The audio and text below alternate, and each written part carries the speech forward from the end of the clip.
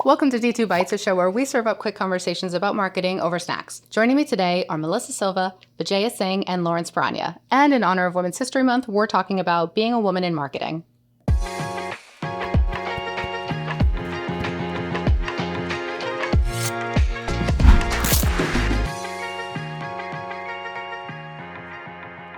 Thinking about women who are just starting out in their career, what kind of advice would you give them?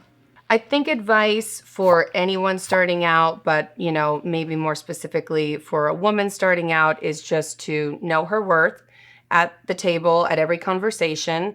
If you got the job, there's a reason. Put yourself out there and then let the environment and the room give you feedback and you grow from there. So I would just say get involved, don't hide, put yourself out there and push yourself a little bit. That would be my biggest advice. Be willing to learn. Mm-hmm. Because in marketing... For a very long time. I still learn. I still learn today. Yeah.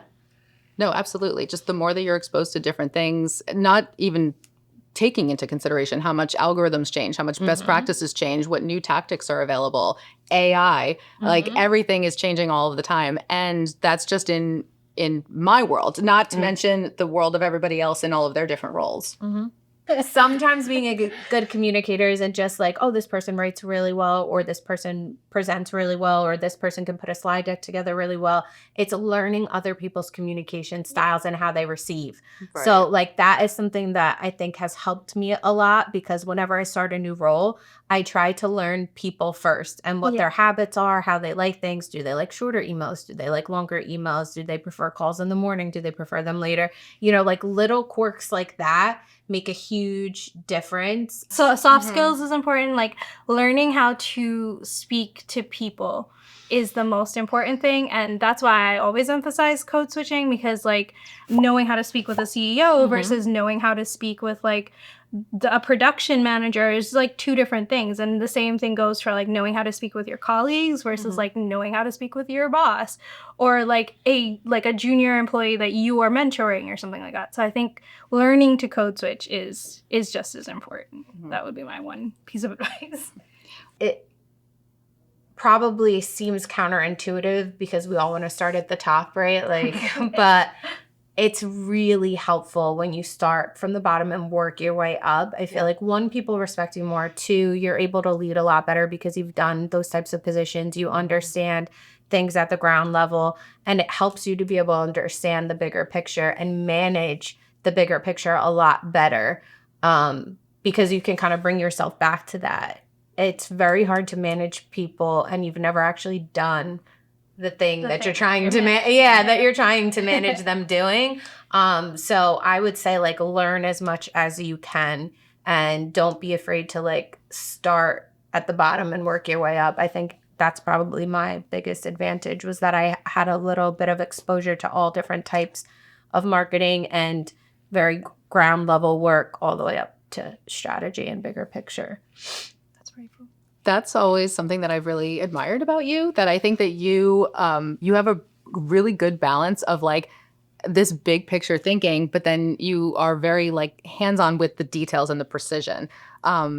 What has driven that kind of ownership? Like has it been that exposure? I think so. Yeah, I think you have a lot more of an appreciation for all the working parts when you've touched a little bit of them and you understand that without them all functioning properly, then it kind of all does really fall apart. So I think that's probably been like a big asset. I was really lucky early on in my marketing career to be surrounded by a lot of women. And I think that just all of the lessons and the advice and the guidance that they gave me, I felt like was so foundational in my career. And I was wondering if any of you had someone or people like that.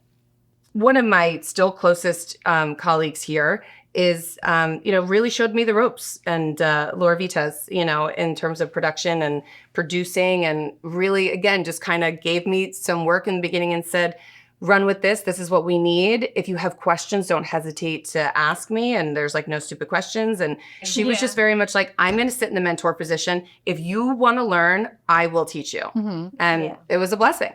To be a mentor, you have to create a safe space like that. Yeah. For sure. Yeah. You're a mentor, right? Like through, how did you make the connection?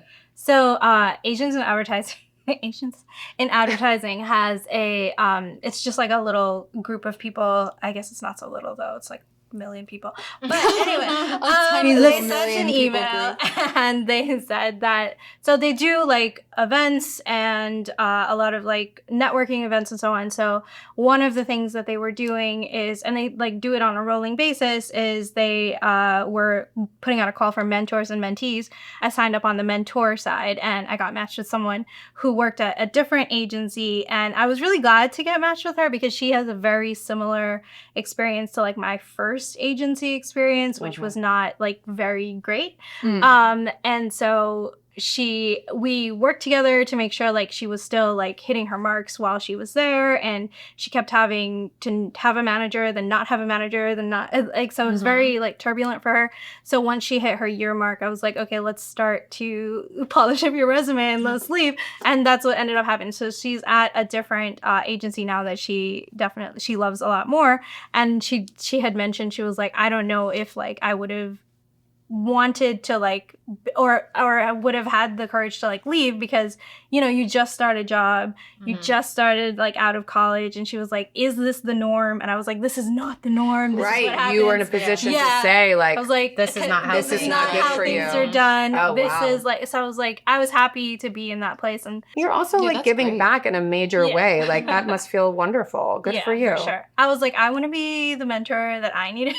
Yeah, right. It sounds like you were. Yeah, hopefully. And I think I would say that as a person who's in a position to, you know, potentially mentor or have, you know, someone come in who's junior, I would take the same approach that was given, you know, to me, you know, 20 years ago, where I had a mentor who was very giving of her time and herself and wanted to take me under her wing and really, you know, teach me. Yeah. That's all it takes, right? It's just like it's kind of just kindness, you know? And if you see somebody willing to learn, you should be wanting to be willing to teach, right? How have things changed for you as a woman in marketing, like from when you started your career to now, I guess for better or for worse? I don't know if I acknowledge that there's been a lot that we are like we're standing on the shoulders of giants, I feel like, right? But I also think that there are women in the industry that I've seen, like as I've gotten older, not necessarily like a shift in the industry, but like just in how people perceive like women at different stages in their lives. Like I remember being in my 20s and like listening in on people who, like, we had a client once who was like, I think at the time she was maybe in her 40s, and the things that the people who on my team had to say about her, because she was not married, she did not have kids, I didn't find her to be like a particularly terrible client, but like because they were the clique that they had terrible things to say about her, and all the stereotypes. All the stereotypes. Yeah. She's got nothing else She's to got worry nothing else about. to worry about. She's got nothing to do. And then I have always like, I've made certain choices in my life, and even then I knew that there were certain choices in my life that I would make that would probably put me in the same position. And I thankfully don't work in a place that's like that. But I also like know that I used to work in a place that was very similar, and the perception was that I don't have a family.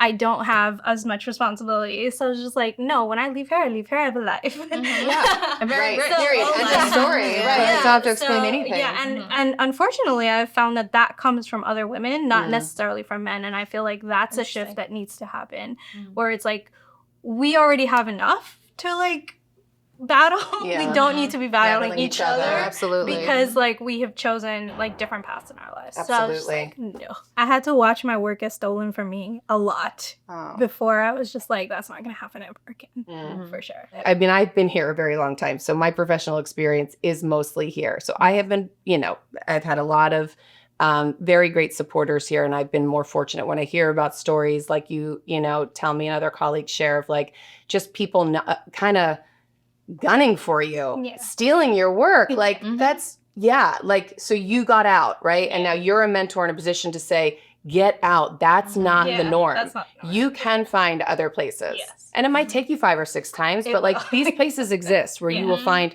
human decency and kindness and people who are wanting the whole team to be, you know, well and good. That's it for today's bite-sized chat. Catch you next time on D2 Bites.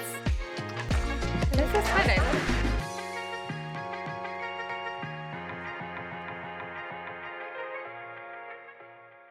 pick Pick your your poison. poison. Well, What was the one Vijaya- that you said you Someone wanted? Someone I claims could do that the- one.